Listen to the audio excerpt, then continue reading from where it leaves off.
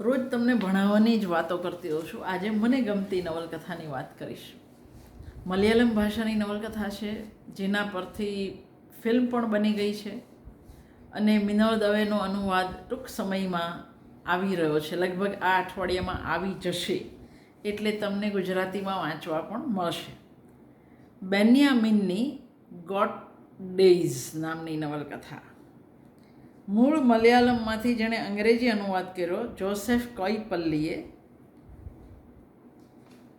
મલયાલમ લેખક બેન્યામિન દ્વારા મૂળ મલયાલમ ભાષામાં 2008માં આડુ જીવિતમ શીર્ષકથી આ નવલકથા લખાઈ. આ નવલકથા એક સત્ય ઘટના પરથી લખાય. કેરાલાના લોકો સૌથી વધારે ગલ્ફના દેશોમાં પૈસા કમાવા માટે જાય, અને જે લોકો ગલ્ફના દેશોમાં પૈસા કમાવા જાય છે એમનું સપનું એક જ હોય છે, સારું, સમૃદ્ધ અને સગવડભર્યું જીવન. પણ બધાના નસીબ સરખા નથી હોતા.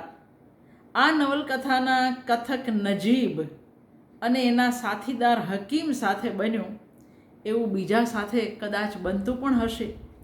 સોનેરી સપના સાથે ગયેલ નજીબ એને મળે છે કારમી ગુલામી, ભયાનક એકલતા. આ સત્ય ઘટના પરથી બેન્યામિને લખેલી આ નવલકથા વાંચવાનું શરૂ કરો એકવાર, એટલે પૂરી કરીને જ ઊભા થાવ એવી જબરદસ્ત પકડ છે.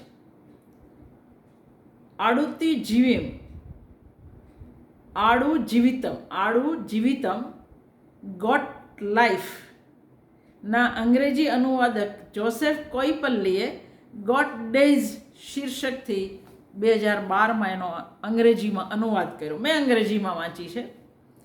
15 જુલાઈ 2008ના દિવસે મલયાલમ ભાષામાં આ નવલકથા પ્રકાશિત થઈ અને એનો લેખક રાતોરાત કેરાલામાં જાણીતો થઈ ગયો. કેરાલાની બેસ્ટ સેલર ગણાયેલી આ નવલકથાની મૂળ મલયાલમ ભાષામાં 100 ઉપરાંત આવૃત્તિ થઈ ગઈ. ગુજરાતીઓ કદી કલ્પના નહીં કરી શકે કોઈની 100 આવૃત્તિ થાય એવું. આપણે તો સરસ્વતીચંદ્રને 100 આવૃત્તિ સુધી નથી પહોંચાડી હજુ, પણ આ આડુ જીવિતમની 100 આવૃત્તિ થઈ ચૂકી છે.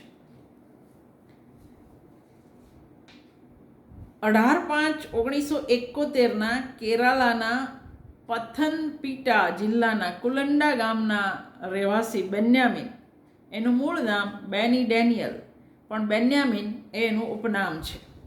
1992થી 2013 આ લેખક બહેરીનમાં વસતા. 2013 પછી કેરાલાના પોતાના ગામે રહે છે.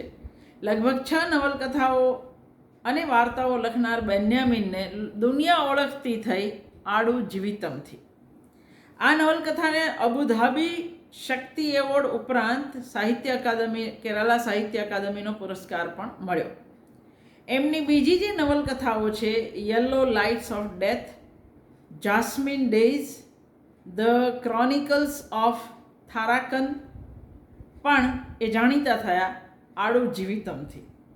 આડુ જીવિતમ પરથી 2024માં ધ ગોટ લાઈફ નામે મલયાલમ ભાષામાં ફિલ્મ પણ બની. 2023માં બેન્યામિને ક્રિસ્ટી નામના ફિલ્મની પટકથા લખી અને એક નાનકડો રોલ પણ ભજવ્યો. આ Aadu Jeevitham Kerala university, Calicut university, Bharathiar university, Pondicherry university એમ 4 યુનિવર્સિટીમાં ટેક્સ્ટ બુક તરીકે પણ ભણાવાય છે. શું છે આ નવલકથામાં કે 100 આવૃત્તિ થઈ આટલા સમયમાં? અને લેખકને શું કામ રસ પડ્યો આ સત્ય ઘટનામાં? જીવનના મહત્વના વર્ષો ભારતની બહાર વિતાવનાર લેખકની આ નવલકથા વાત પણ સાઉદી અરેબિયાની જ કરે છે. હું આ નવલકથાને ભારતીય નવલકથા તરીકે એટલે ગણું છું કે આપણા દેશમાંથી ગલ્ફ દેશોમાં કમાવા જનારાની સંખ્યા બહુ મોટી છે. એમાં કમાવાની, પૈસાદાર થવાની, દેશમાં પૈસા મોકલવાની વાતો તો ઘણી વાર થઈ, પણ અહીંથી ત્યાં જનારાઓને આ નવલકથાનો જે નેરેટર છે, કથક છે, એને જે ભયાનક અનુભવ થયા એવી વાત પહેલી વાર થઈ. જેની સાથે આ ઘટનાક્રમ બન્યો એ માણસ ભારતીય છે.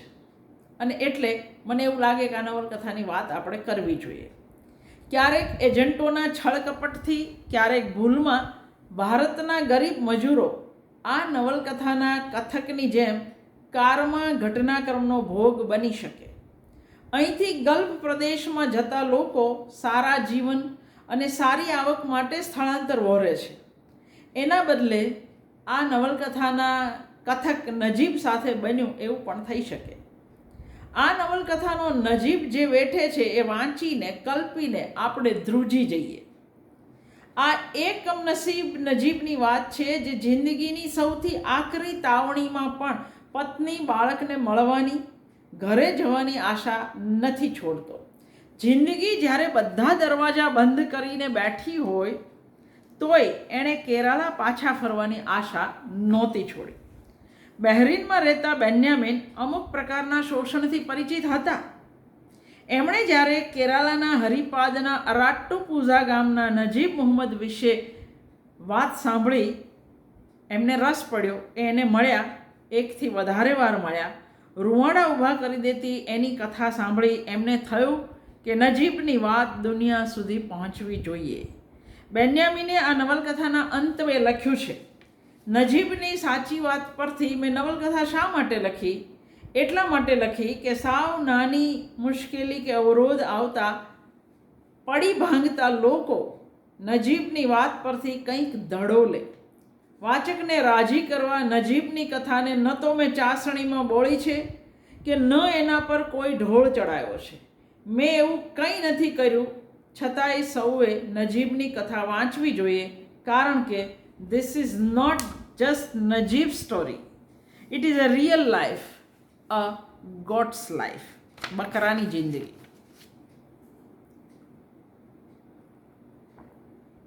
આ નવલકથા 4 ખંડમાં અને 43 પ્રકરણમાં વહેંચાયેલી છે. પહેલો ખંડ જેલ, પ્રિઝન, 1 થી 4 પ્રકરણ. બીજો ખંડ ડેઝર્ટ, રણ, 5 થી 30 પ્રકરણ. તમે જોઈ શકો છો મુખ્ય એ જ છે. ત્રીજો ખંડ એસ્કેપ, પલાયન, 31 થી 41 પ્રકરણ. અને છેલ્લો ખંડ ચોથો રેફ્યુજી, શરણાર્થી, 42 અને 43, 2 પ્રકરણ. કેરાલાના હરિપાદના એરાટ્ટુપુઝુ ગામે રહેનાર યુવાન નજીબ મુહમ્મદના નવા સવા લગ્ન થયેલા. ઘરની હાલત એટલી નબળી હતી કે બીજા અનેક ગરીબોની જેમ નજીબ પણ ગલ્ફ દેશમાં જઈ ઘણા બધા પૈસા કમાવાનું સ્વપ્ન સેવતો હતો. પત્નીના ઘરેણાં અને આમ તેમ ઉછીના પાછીના લઈ એણે 30,000 રૂપિયાનો મેળ કર્યો.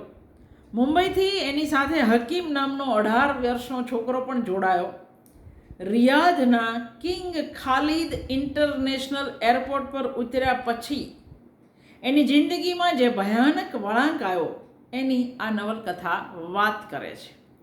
નવલકથાનો નાયક નજીબ મુહમ્મદ 4/4/1992થી 13/8/1995 સુધી સાઉદી અરેબિયાના એક અંતરિયાળ રણ પ્રદેશમાં ઘેટા બકરાનો ભરવાડ થઈને રહે છે એની આ નવલકથા વાત કરે છે. પેંગ્વિન બુક્સે આ નવલકથાને the strange and bitter comedy of Najeeb's life in desert અને a universal tale of loneliness and alienation તરીકે ઓળખાવી છે. ખંડ 1માં જેલની અંદરની વાત માંડતા નજીબના વાણી વર્તન દર્શાવે છે કે જેલની કોટડી અને 1-2 લાફાની એને જરાય અસર ન થાય એવું કશુંક ભયાનક વેઠીને એ આવેલો છે. હાથકડી માથે ટકોમુંડો કરાવ્યો તોય નજીબને કંઈ અસર થઈ નથી. એ દર્શાવે છે કે એણે વેઠેલી યાતનાઓ સામે આ તો કંઈ નથી. પોતે જે મુશ્કેલીમાં ફસાયો હતો એમાંથી બચવા માટે ભારત વતન પાછા જવા માટે ખાસ્સા વિચાર પછી એ જાતે જ જેલમાં આવ્યો હતો. જેલમાં ભોજનમાં રોજ મોટા ભાગે બિરયાની મળતી, પણ જે દિવસે બિરયાનીમાં બકરાનું માંસ હોય એ દિવસે નજીબ એ ખાઈ ન શકતો. દર અઠવાડિયે આરબો એમના ભાગી ગયેલા નોકરને શોધવા જેલમાં આવતા. કેટલાય અભાગ્યાઓને એમના માલિક સાથે પાછા જવું પડતું. નજીબ મનોમન ફફડ્યા કરતો જે નરકમાંથી એ પાછો આવ્યો છે એને ત્યાં કદી જવું નથી. ઓળખ પરેડનો દિવસ એ બધા માટે ભયાનક સપનું બની રહેતો. ખબર નહીં ક્યારે દુર્ભાગ્ય એમને ખોળતું આવી પડે. દર અઠવાડિયે એમના સાથીદારોને ઓળખનારા આવી ચડતા, ધોલ થપાટ કે લાત મારીને લઈ જતા અને ત્યાંની પોલીસ આ બાબતે કંઈ ન બોલતી. અમુક સમય મર્યાદા સુધી જેમના માલિક ન આવતા એમના માટે એના દેશના દૂતાવાસના માણસો આવતા. આ બધાનો પોતાના દેશ જવાનો આનંદ જોઈ રહેતા નજીબ અને હમીદને જેલમાં 5 મહિના થઈ ગયા છે. પાસપોર્ટ કે અન્ય દસ્તાવેજો વગર એમનું દેશ પાછા જવું સરળ નહોતું એ નજીબને ખબર હતી.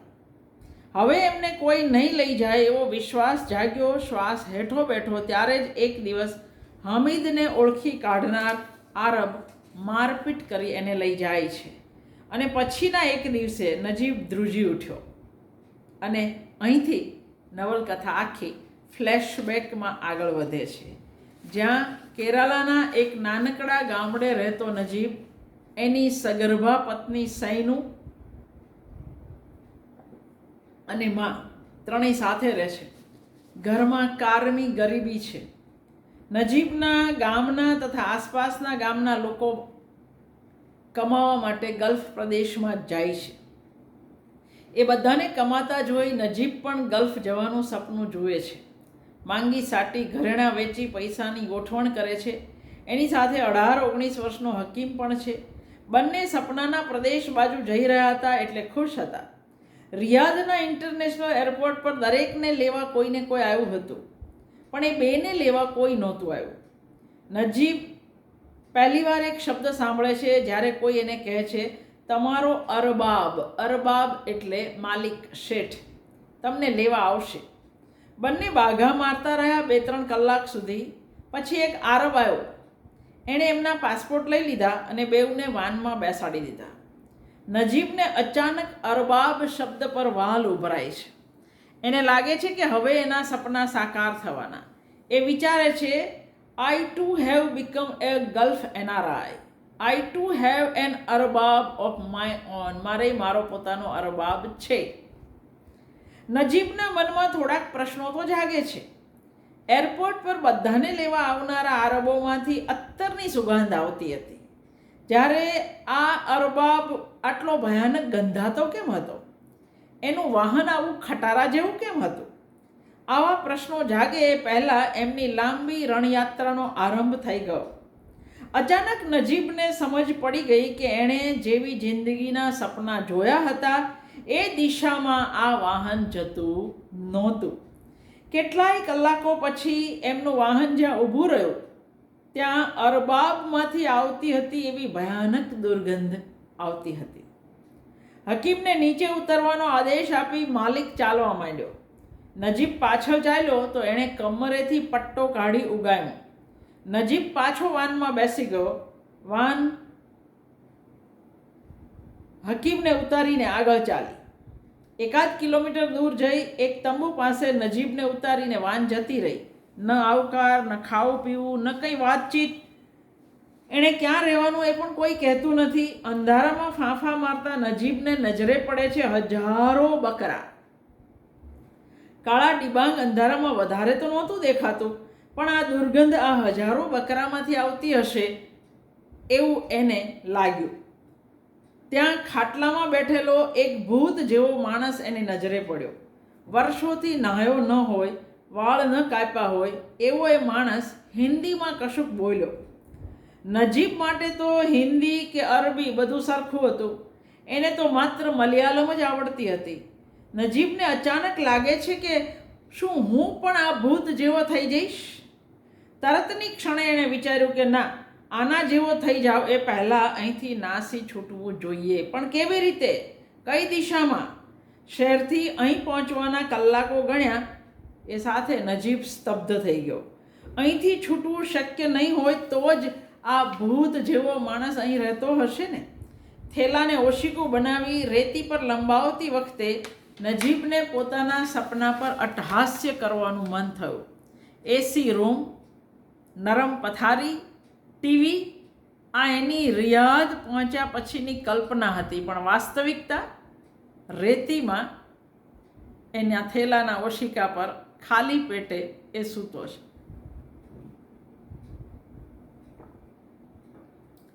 સવારે પેલા ભૂત જેવા માણસે એને દૂધનું તાંસળું અરબાબને આપવા ઈશારો કર્યો. નજીબ તંબુમાં જઈ ઘણું રડ્યો કકડ્યો, પણ પેલાએ લાત મારી અને તંબુની બહાર ધકેલી દીધો. બકરાના કુંડા પાણીથી ભરતા નજીબનો વાંસો ફાટતો હતો. રાતવાળા આરબે એને બાયનોક્યુલર અને બંદૂક બતાવ્યા. પછી આકાશમાં ઉડતા એક પંખીને એક ધડાકે પાડી બતાવ્યું. નજીબને સમજાઈ ગયું કે હવે એની બાકીની જિંદગી આ બકરા સાથે જ જવાની. સવારે અરબાબે ખાવા માટે શેકેલી રોટી, જેને ખુબુસ કે, એ આપી હતી. 2 દિવસ પછી પેટમાં કંઈ ગયું એટલે કુદરતી હાજતે જવું પડે. જેવી એણે પાણીની ડોલ ભરી કે અરબાબે એને ચાબખે જુડી નાખ્યો. નજીબને ભાષા તો નહોતી સમજાતી, છતાં એને લાગ્યું કે એના બરાડા કંઈક આવું કહેતા હતા: પાણી કેટલું મોંઘું છે, કંઈ ખબર છે? આવા બિનજરૂરી કામ માટે ખબરદાર, જો પાણી બગાડ્યું તો મારી નાખીશ તને. નજીબ તો નદી કાંઠે મોટો થયો છે. દિવસમાં જેટલી વાર નાહવું હોય એ નાહી શકતો. હવે નાહવાની વાત તો દૂર રહી, કુદરતી હાજત પછી પણ એણે પાણીને અડવાનું નહોતું. જે ટાંકામાંથી બકરા પાણી પીતા એ જ ટાંકામાંથી એ લોકો પાણી પીતા.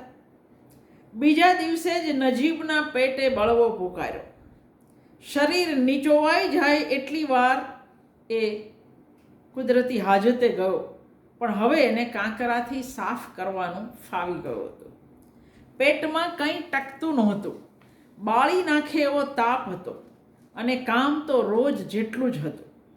પેલા ભૂતે એને મસારા એટલે વાડો બકરાનો, મસારામાંથી બકરા કાઢતા, ફેરવતા, એને ઘાસચારો પાણી નીરતા, દૂધ દોહતા, દોહેલા દૂધમાંથી તાંસળું અરબાબને આપતા, આ બધું શીખ્યું. પણ નજીબના આવ્યા પછીના થોડા જ દિવસોમાં એ ભૂત ગાયબ થઈ ગયો. હવે નજીબનું કામ બમણું થઈ ગયું.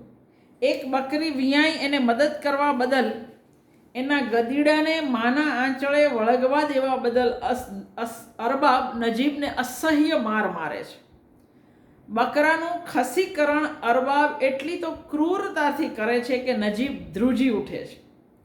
ખસી કરેલા બકરા જલ્દી મોટા થતા, જલ્દી વેચાઈ જતા. નજીબે સમય પસાર કરવા બકરાના નામ પાડ્યા.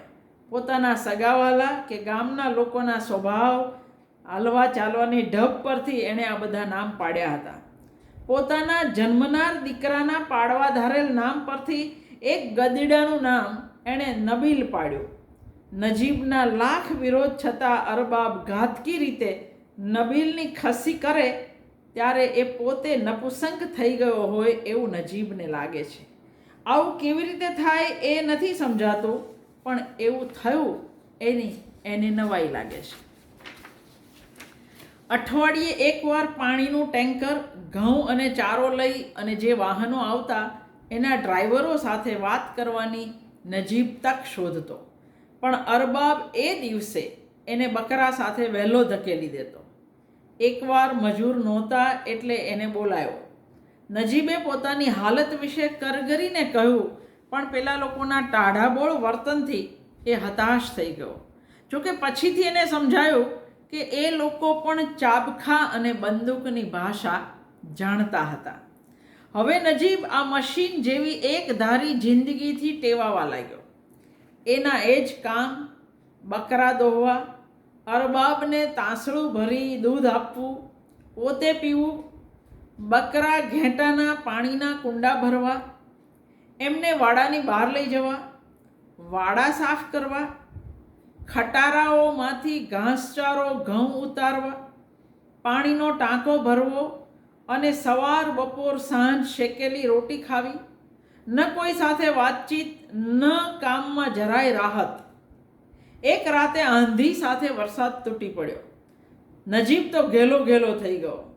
પણ એણે જોયું કે બકરાની ઘાતકી રીતે ખસી કરનાર, પોતાને પટ્ટે મારનાર પેલો અરબાબ વરસાદથી થરથર ધ્રુજતો હતો. તંબુના એક ખૂણે ભરાઈ ગયેલો અરબાબ નજીબને એ રાતે તંબુમાં રહેવા સામેથી કહે છે. વરસાદ રહ્યો એટલે વાન લઈ એ ચાલ્યો ગયો. એ વરસાદી રાતે નજીબ નજીક કશેક ઉતારેલા હકીમને ખોળી કાઢે છે.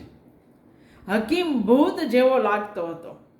હકીમને જોઈને નજીબને લાગે છે કે પોતે પણ ભૂત જેવો જ લાગતો હશે ને. શિયાળાની કાતિલ ઠંડી એણે ઘેટાને વળગીને વેઠી. હવે એને ઘેટા બકરાની વાસ નહોતી આવતી, કારણ કે પોતે પણ એમના જેવો જ ગંધાતો હતો. શિયાળામાં આવી ચડેલા અનેક પંખીઓ અને ઉગી નીકળેલી વનસ્પતિએ નજીબમાં વળી નવી આશા જગાડી. આ છોડવાઓએ જાણે એને એક પાઠ ભણાવ્યો કે Najeeb adopted son of desert like us, અમારી જેમ જ રણના પાલક દીકરા. You too must preserve your life and તારે અમારી જેમ જ જિંદગી, તારા જીવને જાળવવો પડશે અને રણ સાથે સંઘર્ષ કરતા રહેવું પડશે. ગમે એવો પવન આવે, ગમે એવી મુશ્કેલીઓ આવે, ડોન્ટ સરેન્ડર ધેમ. એની સામે માથું નહીં નમાવી દઈશ. Don't grow very or you might have to pay with your life. જો એવું કરીશ તો જિંદગીથી હાથ ધોઈ કાઢીશ. થોડા દિવસ આમને આમ એક ધારા વીત્યા અને એક દિવસ અચાનક જ બકરા ચારતી વખતે નજીબને ઘર, ગામ, કુટુંબ, નદી, માં, પત્ની વગેરેની યાદોએ ખળભળાવી મૂક્યો. કંઈ વિચાર કર્યા વગર એ અચાનક જ ભાગ્યો. એના પર સતત નજર રાખતા અરબાબની ગોળીએ નજીબની સાથે ભાગતા એક બકરાને વીંધી નાખ્યો. નજીબને પટ્ટે પટ્ટે જોડ્યા પછી અરબાબે નજીબને બકરાના વાડામાં બાંધી દીધો. આખા શરીર પરથી લોહી વહેતું હતું, છતાં નજીબે ઉફ પણ કર્યા વગર માર વેઠી લીધો. બકરાનું ચામડું ઉતરડી અરબાબે ત્યાં જ એને શેક્યો, પોતે ખાધું અને નજીબના મોઢામાં પરાણે ઠૂંસ્યું.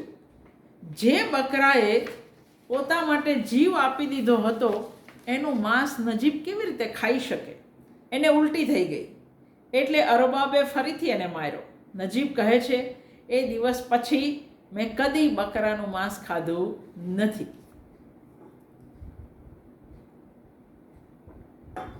અરબાબે નજીબને બકરાના વાડામાં જ બાંધી રાખ્યો. 2 દિવસ કંઈ ખાવા પીવા ન આપ્યું. બીજી રાતે તરસ ન વેઠાવાથી નજીબ જેમ તેમ પગ મુક્ત કરી પાણીના કુંડા સુધી પહોંચ્યો. ધરાઈને પાણી પીધા પછી બકરા માટે રાખેલા ભરડેલા ઘઉં કાચા એણે ખાધા અને બકરાના કુંડામાંથી જ પાછું એણે પાણી પીધું અને વાડામાં જઈ બકરા સાથે સૂઈ ગયો. એ પોતે કહે છે, by then I had indeed become a goat. હું ખરેખર જ બકરો બની ગયો હતો. ઉનાળાની બાળી નાખતી ગરમીમાં હવે એને ઘર, પત્ની, ગામ, ખાવાનું, આઝાદી કશાની ઈચ્છા નથી થતી. બસ એક જ ઝંખના થાય છે કે ક્યાંક જરાક અમસ્તો છાંયો મળે. અરબાબ તો તંબુમાં સૂતો, તો નજીબને તો 12 મહિના ઠંડી કે બળતી રેતીમાં ઉઘાડા આકાશ હેઠળ 24 કલાક કાઢવાના થતા. રણની રાત બહુ ઠંડી. નજીબને ટાઢીબોળ રેતીમાં સૂતી વખતે લાગતું જાણે રણની ભીતર નદી ન વહેતી હોય. એક દિવસ સવારે વાડામાં 3-4 બકરા મરેલા પડ્યા હતા. અરબાબે એને જોયા, તપાસ્યા, ખાડો ગળાયો અને દટાવી દીધા. નજીબને નવાઈ લાગે છે, ખાવાને બદલે દાટી કેમ દીધા? એક પાઠડી બકરી, એટલે જે સગર્ભા હોય, પાઠડી બકરીના મોતથી નજીબ બહુ દુઃખી છે. બકરીને સંબોધન કરતો હોય એમ એ બબડે છે, God, my dear God, your life and mine are someone else gift. તારી મારી બેઉ જિંદગી કોઈકની આપેલી ભેટ છે. Neither you nor I have any right to live even a day more than we are permitted to buy he who gifted to us. જેણે આપણને આ જિંદગી ભેટમાં આપી છે એની મરજી વગર હું કે તું બેમાંથી એક દિવસ પણ વધારે જીવી શકતા નથી. બીજી રાતે નજીબ તો ઊંઘી ગયો, પણ અરબાબ વાનમાં બેસી વાડા ફરતે ચક્કર લગાવતો રહ્યો. મોડી રાતે બકરાના બે થી અરબાબ વાડા તરફ ભાગ્યો. નજીબને ડાંગ પકડાવી એણે એને વાડામાં ધકેલ્યો. નજીબે એક બકરીના પગે સાપ વીંટળાયેલો જોયો એટલે નજીબ બહાર ભાગ્યો. અરબાબે ગુસ્સે થઈ એને વાડામાં ધકેલ્યો અને બહારથી ઝાંપો બંધ કરી દીધો. હવે નજીબ પાસે બે જ રસ્તા હતા, કાં તો એ સાપને મારે અથવા સાપના ડંખથી પોતે મરી જાય. પણ નજીબના અંતર્મનમાં હજી એ સપના, આશા જીવતા હતા. એ કહે છે, to live was my necessity. જીવવું એ મારી જરૂરિયાત હતી. નજીબે જાણીતા ચહેરા ચાલવાની છટા મુજબ બકરાના નામ પાડ્યા હતા. કોઈને ન કહે તો હૈયું ફાટી જાય એવી પીડા એને ગાંડો જ કરી દે, એટલે એ પોતાની પીડા, હતાશાની વાત એ બકરાઓ સાથે કરતો. એ કહે છે, એ દિવસોમાં મેં મારા દુઃખ અને પીડા એમની સાથે વહેંચ્યા હતા એવું નહોતું. એટલું જ વહેંચ્યું હતું એવું નહોતું. એકવાર મેં મારા શરીરની ભૂખ પણ એમના વડે જ સંતોષી હતી. એ રાતનું વર્ણન ગજબનું છે. એ કોશિશ કરે છે પોતાની જાતને.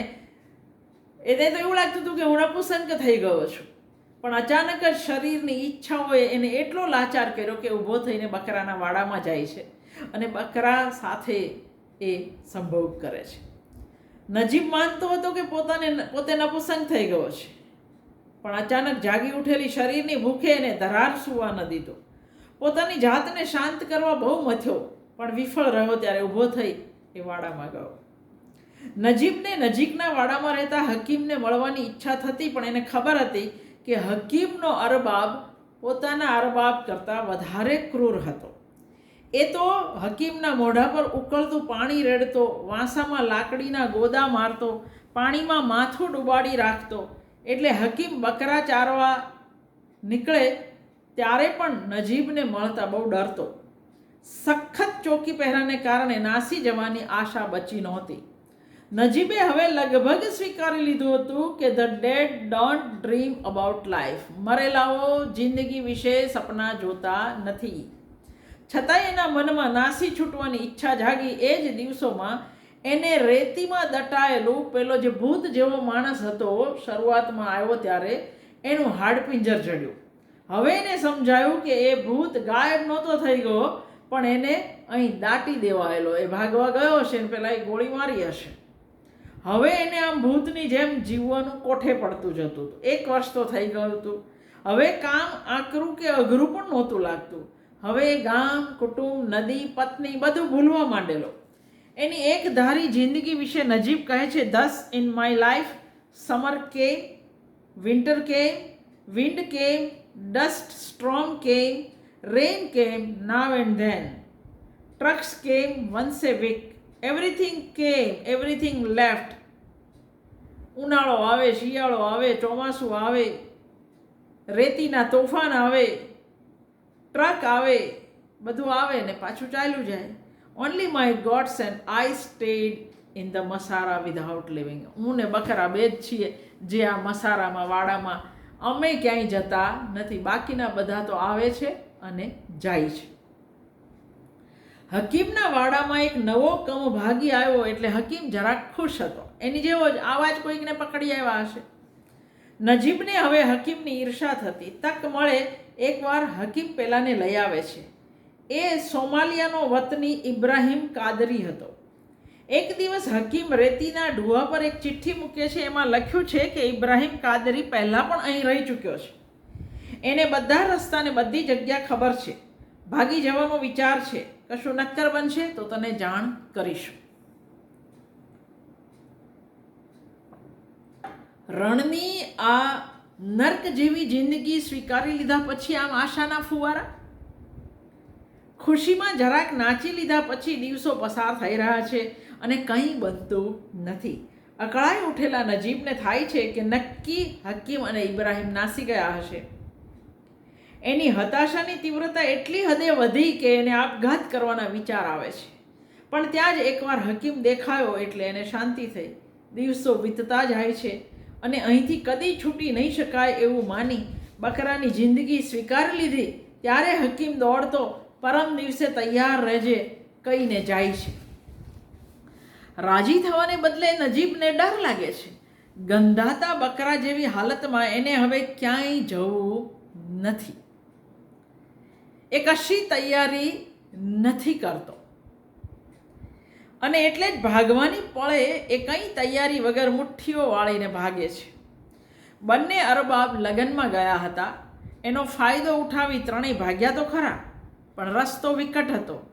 રણમાં બકરાના આવા બીજા અનેક વાડા હતા. એ બધાથી બચતા, જાતને છુપાવતા એ લોકોએ આંધળી દોટ મૂકી હતી. સવારે ચોપાસ પથરાયેલા રણને જોઈ એમને લાગ્યું કે રાતના અંધારામાં એમણે સાવ જુદા જ રસ્તે પગ દઈ દીધો હતો. પરિણામે ધોરી રસ્તા બાજુ જવાને બદલે એ લોકો રણની વચ્ચે આવી પહોંચ્યા હતા. પકડાઈ જવાનો ભય તો માથા પર તોળાઈ રહ્યો હતો, એની અંદર આ બીજો ભય કે ક્યાં આવીને ઊભા રહ્યા. રસ્તાની અંદર સાપના ઝુંડનું દ્રશ્ય કે ઉડતા કાચિંડા કે દરિયાના મોજાની જેમ સરકતા રેતીના ઢૂવાના દ્રશ્યોના સાક્ષી થઈ સતત ચાલતા રહ્યા. તોય ધોરી રસ્તે પહોંચવાને બદલે એ લોકો હજી ચોપાસ રણથી જ ઘેરાયેલા હતા. ખાવાનું તો ઠીક, સાથે પાણી પણ નથી લીધું. નજીબ રડવા માંડ્યો એટલે હકીમ પણ રડવા લાગ્યો. 2 રાત અને 1.5 દિવસ. હવે પાણી વગર ચાલવાની હકીમે ના પાડી દીધી. ઇબ્રાહીમ, નજીબ બંનેએ હકીમને હિંમત આપી, પણ હકીમ પાણી માટે રીતસર કરગરવા લાગ્યો. એ ફસડાઈ પડ્યો એટલે નજીબ પણ પડ્યો. ઇબ્રાહીમ બંનેને હિંમત બંધાવે છે, પણ હકીમ ત્રાળે છે. તું જા અહીંથી, કૂતરા, તું અમને મારી નાખવા માટે અહીંયા લાવ્યો હતો ને? હકીમને લાગે છે કે આના કરતાં તો બકરાનો વાડો સારો હતો. બંને જુએ છે કે ઇબ્રાહીમની આંખ ભીની થઈ ગઈ હતી. એ ઘૂંટણિયાભેર પડીને ખુદાને પ્રાર્થના કરતો હતો. જીવલેણ તરસ, રણનો શેકી નાખતો તાપ અને ઉલટીઓ. નજીબને ઉલટી થઈ, પછી હકીમને પણ શરૂ થઈ. ઇબ્રાહીમે પોતાના કપડાં કાઢી બેઉ પર છાંયો કરવાની કોશિશ કરી. બેઉને બેઠા કરવા માટે એ મથ્યો, પણ બેઉ પાછા ઢળી પડ્યા. બંનેએ છેક રાતે આંખ ખોલી ત્યારે ઇબ્રાહીમ બેઉની ચોકી કરતો બેઠો હતો. એણે ઈચ્છ્યું હોત તો એ ભાગી શક્યો હોત. બીજા 2 દિવસ એ લોકો રણમાં રખડતા રહ્યા, પણ કશે ન પહોંચ્યા. પગમાં પડેલા ફરફોલા ફૂટી ગયા હતા. પગ છેક ઘૂંટણ સુધી સોજી ગયા હતા. હકીમના નાકમાંથી લોહી ટપકવા લાગ્યું અને અચાનક જ હડકાયો માણસ ભાગે એમ હકીમ ભાગવા લાગ્યો. થોડે દૂર જઈ એ પડ્યો અને ધગધગતી રેતી ચાવવા લાગ્યો, ખાવા લાગ્યો. મોઢામાં મુઠ્ઠા ભરીને રેતી નાખી રહ્યો છે. નજીબ અને ઇબ્રાહીમ બંનેએ એને રોકવાની બહુ કોશિશ કરી, પણ એણે અમાનુષી તાકાતથી બેઉને ધકેલી દીધા અને મોઢામાં રેતી ઓરતો જ રહ્યો. પછી એને ઉલટીઓ શરૂ થઈ. એના મોઢામાંથી, નાકમાંથી કોગળાની જેમ લોહી બહાર આવતું હતું. એનું શરીર ભયાનક અમળાઈ રહ્યું હતું. લાચારીથી જોઈ રહેવા સિવાય બંને કંઈ કરી શકે એમ નહોતા. થોડીક વાર અમળાયા પછી હકીમ શાંત થઈ ગયો. નજીબ કહે છે, પછી શું થયું મને નથી ખબર, પણ મારી આંખ ખુલી ત્યારે હું ઇબ્રાહીમના ખભે મળદાની જેમ લટકતો હતો. રણ આગ ઓકી રહ્યું હતું. રેતીનું ભયાનક તોફાન ઉઠેલું હતું. એક ડગલું આગળ માંડવું શક્ય નહોતું, છતાં ઇબ્રાહીમ નજીબને ખભે લઈને દોડી રહ્યો છે. એ દોડતો શા માટે હતો એ નજીબને નથી સમજાતું. એને ખભે લટકતા લટકતા એણે પાછળ નજર કરી ત્યારે દેખાયું કે રેતીના તોતિંગ મોજા એક પછી એક ઉછળતા એમની પાછળ આવી રહ્યા હતા. દરિયાની ક્ષિતિજ પરથી ઉઠતા મોજાની જેમ જ, બિલકુલ. નજીબ કહે છે, I felt that we were not standing in a desert but on a beach. મને એવું લાગતું હતું કે અમે દરિયાના કાંઠા પર ઊભા છીએ, રણમાં નહીં. આંખ બંધ કર, ઇબ્રાહીમે રાડ પાડી. એણે નજીબને હેઠો ઉતાર્યો, પછી એને બાથમાં જકડી લીધો. હલતો નહીં એવું નજીબને સંભળાયું. અને પછી રેતીના મોજાની બળબળતી થપાટો ખાતા બંને એકમેકને વળગીને ઊભા રહ્યા. જ્યારે પવન થંભ્યો, આંખ ખુલી ત્યારે ચોપાસ નરી રેતી જ રેતી હતી. બંને કમર જેટલા રેતીમાં દટાયેલા ઊભા હતા. નજીબને ખાતરી થઈ કે રેતીના આ ઢુવાઓએ એના હકીમને કાયમી ધોરણે દાટી દીધો હશે. ઇબ્રાહીમ ફરી એને ખભે ઊંચકવા નમે છે ત્યારે નજીબ એને કહે છે, તું મને અહીં પડતો મૂકી તારી જાતને બચાવી લે. મારે આમ પણ હકીમ વગર કશે નથી જવું. અમે સાથે આવ્યા હતા. હું એની માને શું જવાબ દઈશ, એની બહેનને શું કહીશ? પણ ઇબ્રાહિમ બળપૂર્વક એને ખભેથી પકડે છે. Allah didn't send me to the મસારા. મને અલ્લાહે અહીં એમને એમ કારણ વગર નહોતો મોકલ્યો. હું હકીમને તો ન બચાવી શક્યો, but I will permit you to die only after I die. હું મરી જાઉં પછી જ તને મરવા દઈશ, પહેલાં નહીં, કારણ કે હું હકીમને નથી બચાવી શક્યો. ખભા પર પડેલા નજીબને લાગે છે હવે એની પાસે ઝાઝો સમય નથી બચ્યો. એને લાગે છે કે એનો અંત પણ હકીમ જેવો જ આવશે. એ પોતાના ગામના લોકોને, ઘરના લોકોને યાદ કરવા મથે છે. માં, સૈનું, હકીમ, બસ એને કોઈ બીજું યાદ નથી આવતું. પણ એના આશ્ચર્ય વચ્ચે એને બધા જ બકરા, નબીલ, રાઉથર, પોચકારીયમ્મા, ઇન્ડીપેકર, બધા બકરા યાદ આવ્યા. આવું કેમ? માણસો કરતાં બકરાએ કદાચ એને વધારે પ્રેમ કર્યો હતો એવું એને લાગે છે. એક વધારે રાત વીતી. નજીબને હવે કશે પહોંચવું નથી. મોઢામાં, પેટમાં ભડકે બળતી આગ. પીડામાંથી છૂટવા એને શક્ય તેટલું જલ્દી મરી જવું છે. જલ્દી મરી શકાય એટલે હવે એ ધરાર ચાલે છે. ઇબ્રાહિમે ખભે લેવા મથામણ કરી પણ એ ન માન્યો. અને અચાનક એમને એક રણદ્વીપ દેખાય છે. પાણી જોઈ ગાંડાની જેમ દોડતા નજીબને ઇબ્રાહિમ રોકે છે. નજીબ અકળાઈને એને મારે છે. ઇબ્રાહિમ એના પગ પકડી ઘસડી એને પાણીથી આગો લઈ જાય છે. અત્યારે જો એ પાણી પીવે તો મરી જાય. નજીબ એને ગાળો ભાંડે છે, ગમે એમ બોલે છે. પણ થોડી વારમાં ઇબ્રાહિમ કપડું પલાળીને આવે છે. નજીબના ડોક, જીભ, ગળાને ટીપે ટીપે ભીના કરે છે અને પછી કહે છે કે હવે તું પાણી પી. નજીબે ધરાઈને પાણી પીધું અને એ પછી જ ઇબ્રાહિમે હોઠે પાણી અડાડ્યું. વાચકને એટલે કે આપણને ઇબ્રાહિમ કોઈ ખુદાઈ ફરિશ્તા જેવો લાગે છે, જાણે નજીબને બચાવવા જ ન આવ્યો હોય. આ રણદ્વીપ પર એ લોકો 3 દિવસ રોકાય છે. ખજૂર ખાય છે, પાણી પીવે છે અને જાતને જરાક ચાલતી થઈ શકે એવી મજબૂત કરે છે. દરમિયાન ઇબ્રાહિમ રોજ રસ્તાની ભાળ મેળવવા જતો. નજીબ અહીંયા પડ્યો રહે છે. ઇબ્રાહિમ એકેય વાર આરામ નથી લેતો. એની ગેરહાજરી નજીબને ભયાનક ડરાવતી.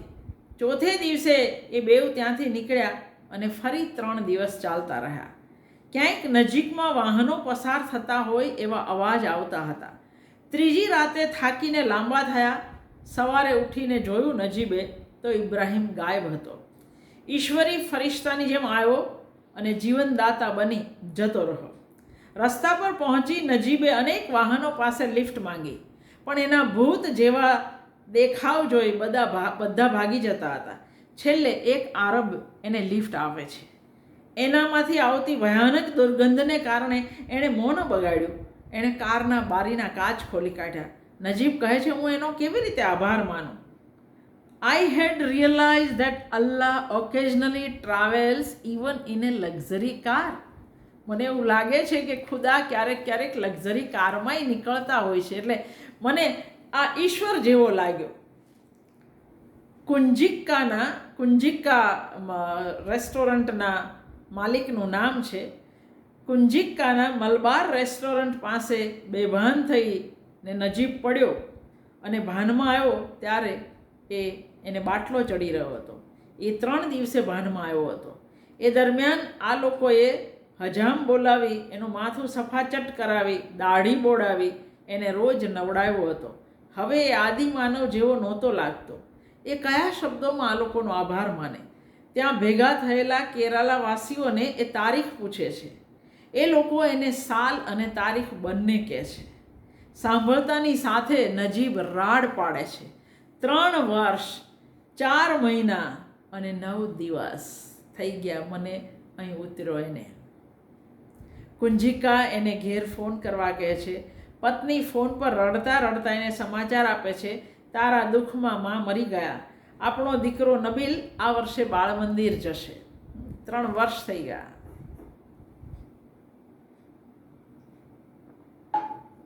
કુંજિકા 3 મહિના એને સાચવે છે. નજીબનો પાસપોર્ટ આરબ પાસે હતો, એટલે દેશ પાછા જવા માટે જેલ ગયા સિવાય બીજો કોઈ રસ્તો નહોતો. હવે અહીંથી નવલકથા પાછી વર્તમાનમાં એટલે કે જેલમાં આવે છે, જ્યાં નજીબ એના અરબાબને જોઈને ધ્રુજી ઉઠે છે. પેલો જરાક વાર નજીબને ઘૂરતો રહ્યો અને પછી જતો રહ્યો. નજીબને પોતાના નસીબ પર વિશ્વાસ નથી બેસતો. ગેરકાયદેસર અહીં રહેનાર તરીકે ભારત ધકેલી દેવાનો આદેશ મળ્યો ત્યારે નજીબને હાશ થઈ. હાથકડી પહેરાવી એની જેવા બીજા 80ને વિમાનમાં ચડાવવામાં આવ્યા ત્યારે નજીબ કહે છે, મને આ દૃશ્ય બિલકુલ વાડામાં પાછા ફરતા બકરા જેવું લાગ્યું. I was one of the gods. Mine was A gods life. હું બકરાની જિંદગી જીવતો હતો. ભૂત જેવો માણસ, હકીમ, ઇબ્રાહિમ સિવાય ઘાસચારો આપવા આવતા ડ્રાઈવરો કે ઘેટાના વાળ કાપવા આવતા માણસો સાથે વાત કરવા આતુર નજીબને જોઈને સમજાય કે માણસને માણસ વગર ન ચાલે. જ્યાં સુધી એની સમજણ ટકી હોય, જ્યાં સુધી એ સાવ ભૂત જેવો ન થઈ જાય, ત્યાં સુધી એ માણસના સાથને ઝંખવાનો જ. નજીબના સાથીદાર એવા બકરા, ઘેટા તથા રણની વેરાની જેમની આંખમાં થીજી ગઈ છે એવા ઊંટોને વાચક કાયમ યાદ રાખવાનો. અફાટ રેતીવાળું રણ ઋતુએ કેવા રંગ બદલે છે એ લેખકે એક અનુભવીની આંખે આલેખ્યું છે. મુસાફરોએ છોડેલા એંધાણીના આધારે રણમાં રસ્તા શોધાય એવું નજીબ ઇબ્રાહિમ પાસેથી શીખ્યો. રણની રેતી બાળી નાખે પણ એવા રણમાં પેટ ઠારતો રણદ્વીપ પણ હોય. ઇબ્રાહિમ કંઈ કહ્યા વગર રણ વિશે, રેતીના તોફાન વિશે, તરત જ પાણી ન પીવા વિશે નજીબને સમજ પાડે છે. જિંદગી જ્યારે બધા દરવાજા વાસી દે ત્યારે ઇબ્રાહિમ જેવો ફરિશ્તો જીવનદાતા બનીને આવે એ વાત તરત હાર માની લેનારા દરેક માટે બહુ જરૂરી છે. આ મોટિવેશનલ નવલકથા નથી અને છતાંય તમને ક્યાંક અંદરથી વધારે મજબૂત કરે છે. આ નવલકથા પરથી મલયાલમ ભાષામાં ફિલ્મ બની ચૂકી છે. મિનલ દવે અને સંધ્યા નાયર મલયાલમ ભાષામાંથી સીધો અનુવાદ કરે છે. વર્ષા પાઠકે આનો અનુવાદ કર્યો છે એ બહુ જ નબળો છે, બહુ જ નબળો.